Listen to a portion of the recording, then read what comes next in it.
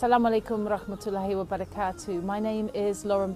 I am a British journalist, broadcaster and human rights activist. I am blessed with two daughters called Holly and Alexandra. I was married before, that's why I have two children who are now 11 and 13. I divorced from their father before Islam and alhamdulillah I've now remarried to a Muslim man. وهي تحب أن نناديها بعد إسلامها باسم سارة، وسيكون خطابي لك دائما في هذا اللقاء باسم سارة بإذن الله عز وجل. عاشت سارة طفولتها مع والدين غير ملتزمين بتعاليم المسيحية، وكان والدها مدمنا للخمر وأمها عارضة للأزياء، ولكنها منذ الصغر كانت تشعر بوجود إله لهذا الكون.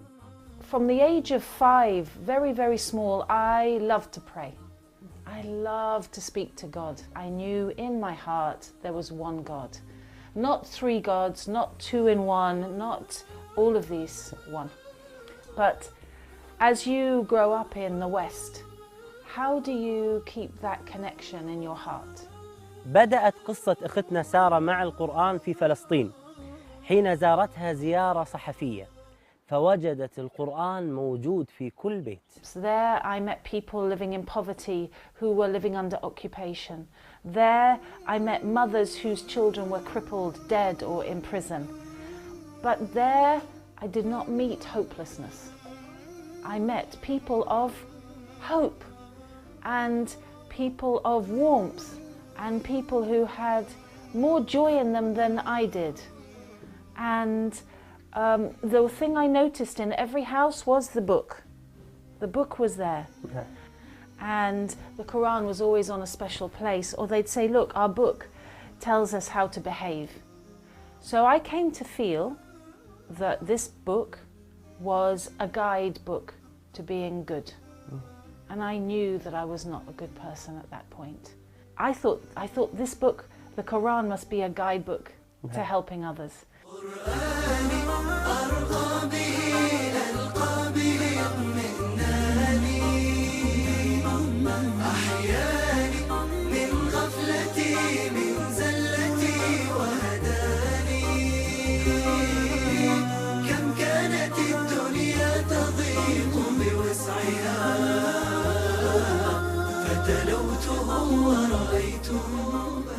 ذهبت سارة للتسوق قبل رجوعها إلى بريطانيا، ومن ضمن قائمة التسوق وضعت القرآن للفضول والاطلاع.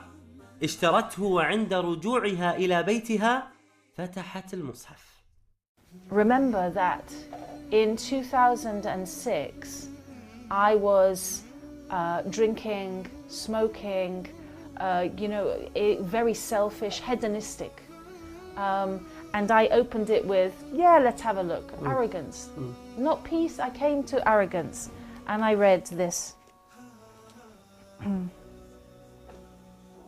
And it's Surah Hud, Ayah 102. Surah Hud, Hud 102.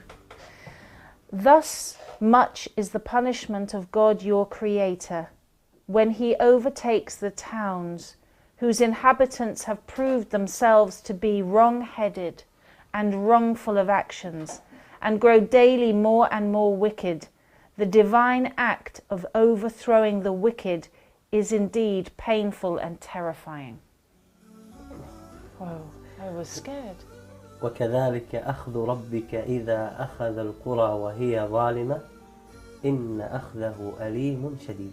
يا نفحة القرآن فوحي عطرا على قلبي وروحي، يا بلسما يطوي جروحي لولا الهداية ما ارتويت. هذا قدر الله سبحانه وتعالى لها، بأنه تم تخويفها في هذا الوقت، لأن الله سبحانه وتعالى يعلم بأنه خيرا لها. فالقرآن الكريم يحتوي على الترغيب ويحتوي على الترهيب، فالله سبحانه وتعالى أعلم بما هو خير للبشر. Every page just seemed to tell me that I was a sinner and I was going to hell and God was angry with me. So when I started traveling the Middle East, as a non-Muslim and as a reporter and journalist, I began to be moved by the clear expressions of manners. I was in Ramallah on my first ever visit to the West Bank, and I didn't have a coat because, long story, and I was cold. And an old lady came and she said, "Yalla, yalla, imshi, imshi." She pulled me into her house. I didn't think this actually happened. I didn't in the 21st century, I can't believe it. So that's the kind of generosity that we can give to one another and should when we're practicing the teachings of the Holy Quran. في 2008 كانت لها زيارة أخرى إلى فلسطين، وكانت لهذه الزيارة أثر كبير على أختنا سارة لأنها كانت في رمضان. وفي هذه الزيارة زارت إحدى العوائل الفلسطينية هناك. And I knocked on the door and the mother opened the door like this. Assalamu alaikum wa rahmatullahi wa barakatuh, Fadal. She was so full of light. She was full of light. Her eyes were shining. Her skin was shining. And she opened the door as if I was going into the Taj Mahal. As if she lived in the most beautiful place in the world. And when I went into her home, what was in her home, Sheikh? Fish. Nothing. Nothing. A room like this, but empty. Only walls, floor, ceiling. And one rug, and the iftar for 10 people was on the rug. And what was the iftar? One plastic plate of hummus, one plastic plate of khubz, one plastic plate salad. So when I sat down, I said, no, no, no, no, no. Wallahi, I tried not to eat. Sheikh, I tried not to eat that woman's food, but she kept giving me food. She said, you are our guest. And she gave me so much, and she wouldn't take no, and I ate and I felt angry. I felt angry at Islam. I felt angry at a book that would tell hungry people to be hungry for 30 days. I was angry at the Quran for telling this poor woman not to drink water when always her water is dirty. So I said to the mother, why do you fast in Ramadan? Why? What is the point? And she said to me, I fast in Ramadan to remember the poor. This mother who had nothing in dunya, nothing, will never have perhaps anything in life. She was humbling her heart for other people who had less. What is this? This woman who knew only tribulations was emptying her stomach to thank God. For an empty stomach, what is this? And I thought at that moment, Sheikh, if this is Islam, I want to be Muslim. استمر أثر هذا الموقف في قلبها، لكنها لم تقبل على الإسلام إلى الآن. وفي يوم من أيام رمضان دخلت مسجدا في لندن مع صديقتها للاطلاع على أجواء المسلمين في رمضان، وكان هذا في عام 2010. Then I went into the masjid, and you know, in Ramadan it's not quiet. I sat down to watch. But when I sat down, I felt like I was under a waterfall of peace. And I was scared because I knew that this peace meant that Islam was the truth. And then 1 week later in London, I went into another masjid and I took shahada. ونطقت بالشهادة في مسجد كبير بلندن، وقابلت هناك الإمام والمؤذن. And they sat me down and spoke to me and explained about Al-Fatiha, that this is the key, the opening to your prayer. This is what it means. And all the time they were speaking, it was as if the room was heavy, you know, yeah? A feeling in the room of maybe peace. And you say the words and they're very, whoa, they're very big words to say. I testify that there is no God but God. You expect there to be a thunderclap, you know, really they're very heavy words. just recognizing the enormity of knowing why you're born, why you exist, what you should be doing every day. أجمل ما في قصة سارة لما أخبرت ابنتيها بأنها دخلت الإسلام. And at the time they were 10 years old and 8 years old. And I said to them, your mum is thinking of becoming a Muslim, what do you think? And they said, we have 3 questions. And the first question was, when you are a Muslim, will you still be our mummy? And I said, yeah, I think I'll be a better mother. The second question was, when you are a Muslim, will you still drink alcohol? I said, I'll never drink alcohol again. They said, if you are a Muslim, will you still wear revealing clothing? I said, why did you ask me this? And my daughter Holly said, because you always show your neck and chest area and we hate it, we want you to stop. I said, look, if I'm Muslim, I will always be modest when I leave the house. And they said, we love Islam, that's it. And alhamdulillah, my daughters became Muslim and began praying with me straight away. Subhanallah.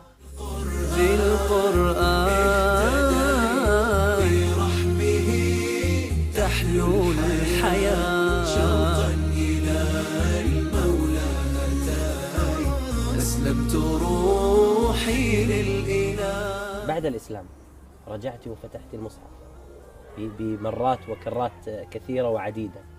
ماذا وجدت المصحف بعد الإسلام؟ It was a completely different book. Allah. It was a different book, but the voice of strength was the same. I could see them, hear the might of God in there.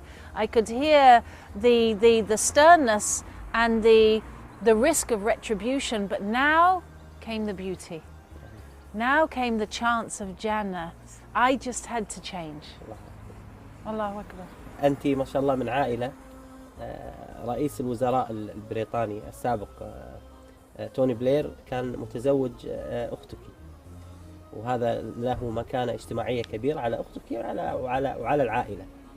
هل كان له أثر عليك سلبا أم إيجابيا عند دخولك الإسلام؟ Unfortunately, my brother-in-law, Tony Blair, has been involved with some of the most heinous criminal acts against human beings of the last century. We think of Iraq and Afghanistan. These are crimes against humanity, and the people who profit from them, whose businesses make money now out of Iraq, are in my family. How was I supposed to react? How was I supposed to react? I'd already shunned Tony Blair.